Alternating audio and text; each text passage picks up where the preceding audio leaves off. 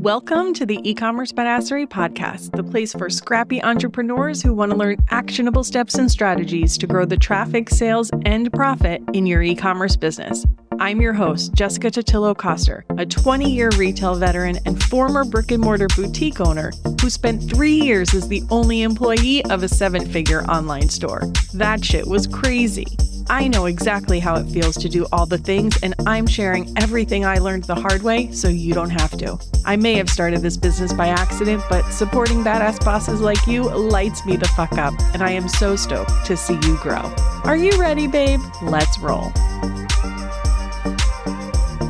Welcome back to the E-commerce Badassery podcast. I'm your host, Jessica Totillo-Coster.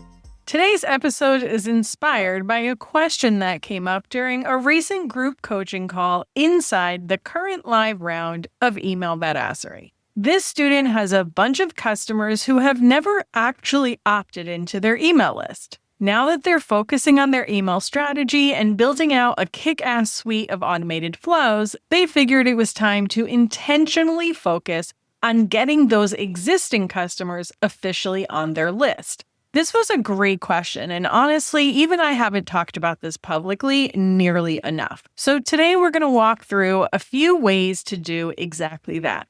How to get your existing buyers to opt in for your emails. Now, for all of these, you need some sort of offer. So you definitely need to figure that out. But what I really want to talk about are the mechanics behind how to make this happen. So the first one is to make sure that your pop-up is targeted toward non-subscribers. What you might not know, and this is definitely true for Klaviyo, I'm not sure about every email platform, so if you use something different, you're going to want to do a little bit of research on this. But Klaviyo pulls in all customers, even if they haven't opted in to receive email marketing from you. And if you have something like a checkout abandonment email that goes to everyone, even if they've never explicitly opted into email marketing, and then that customer clicks that email to go back to their cart, they have now been cookied by Klaviyo. And Klaviyo knows that this customer has a profile.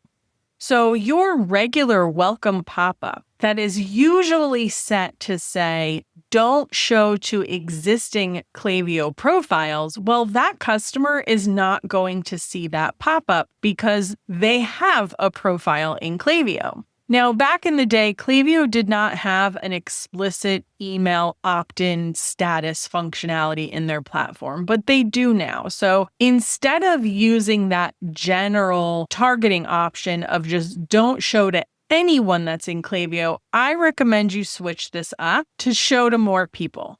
Now, they don't have a show to everyone except for those who are opted in to receive email.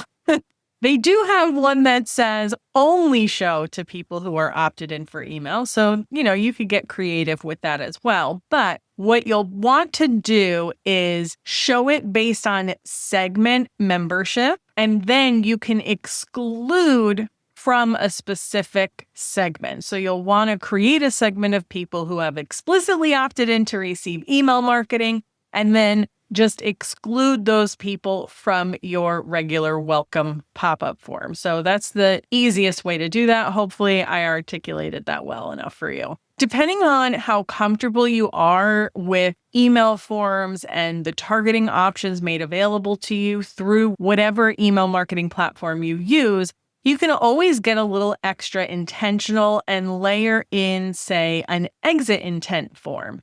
You can show different forms based on what that customer has added to their cart or even what pages those forms appear on. So there's a lot of cool things you can do with that. That is a second phase, nice to have when you really know what you're doing because you don't want to accidentally show someone 12 different forms. But I just wanted to kind of open your mind around what's possible. Ultimately, the majority of your signups are going to come from that initial welcome pop-up. But of course, tailored offers to more specific groups of web visitors can increase your overall signup conversion rate. Second is to add a call to action to your order confirmation email. As you probably already know, the order confirmation email is one of the highest opened emails you'll ever send as an e-commerce business. What you might not know, though, is that 20% of your transactional emails can include a bit of marketing content. Please check your local laws before implementing. So you could drop a quick line that says, "Want to be the first to know about our next sale or product drop? Click here to join our VIP list." Link that to a landing page on your website with an embedded sign-up form. This will be great for customers who didn't subscribe during checkout but are still excited about their purchase. And on Shopify, you can set this message so it only appears for customers who aren't already subscribed to email marketing. If you don't know how to add dynamic messages to your Shopify order confirmation email, head to ecommercebadassery.com/free stuff.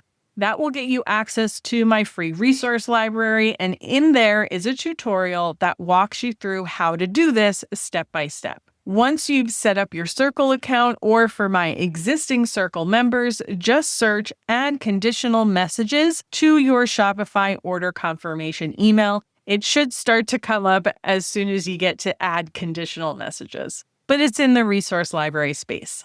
Number 3, send them something in the mail. Yep, good old-fashioned snail mail still works, especially if you have a product people tend to reorder or collect.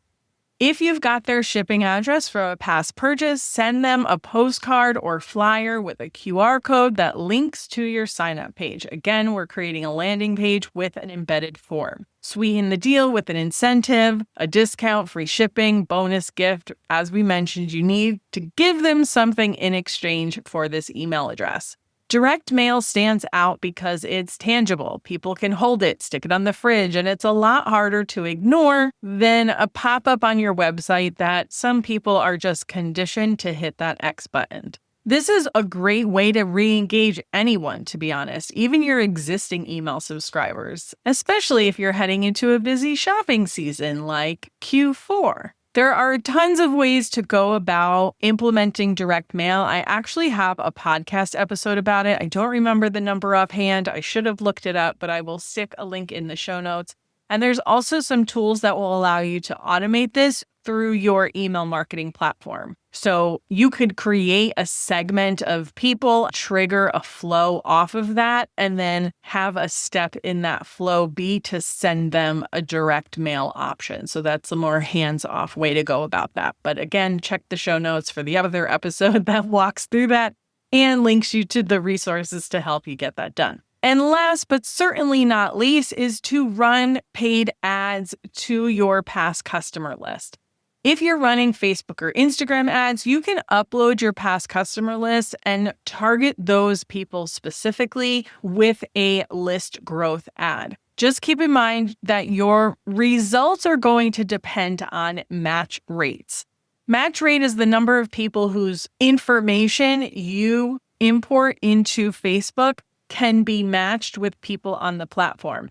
In most cases, this is going to be the email that they use to sign into Facebook or Instagram. Is that the same email they use to buy from you? B2C brands are going to have higher match rates typically than B2B because people are not using their business email address to sign into their social media accounts. You can add in additional information, names, phone numbers, addresses, etc.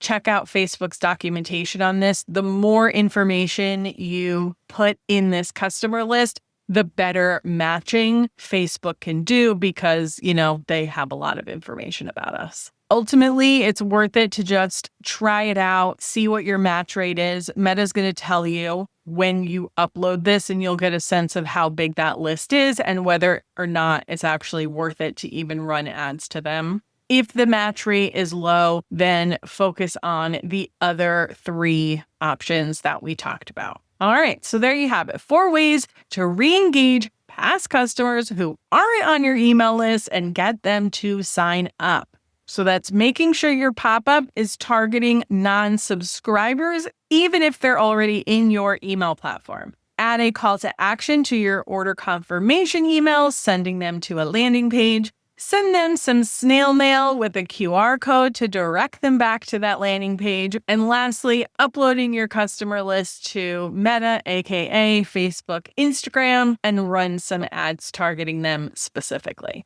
Of course, you don't have to do all of these at once. Start with the one that feels the easiest, get it running, and then layer in another. And remember, these are people who already bought from you, so you don't have to convince them that you're worth it. You just want to remind them why they loved you in the first place. And that, my friends, is a wrap on this week's episode. Thanks so much for hanging out with me today, and I'll see you on the flip side. Thank you so much for listening to today's episode. If you want to learn more about growing your e-commerce business, get started with my free resource library at ecommercebadassery.com/free stuff and get an invite to the Lounge, my e-commerce marketing membership. When you're ready for one-on-one support, apply to work with me at ecommercebadassery.com/apply. Before you go, would you do me a quick favor? Leave a rating and review and tap that follow button. This pushes me up the chart so I can support more scrappy e-commerce entrepreneurs just like you. I'm on a mission to reach as many as I can, and I could really use your help. Thanks so much in advance. Until next time, e-commerce friend, stay badass.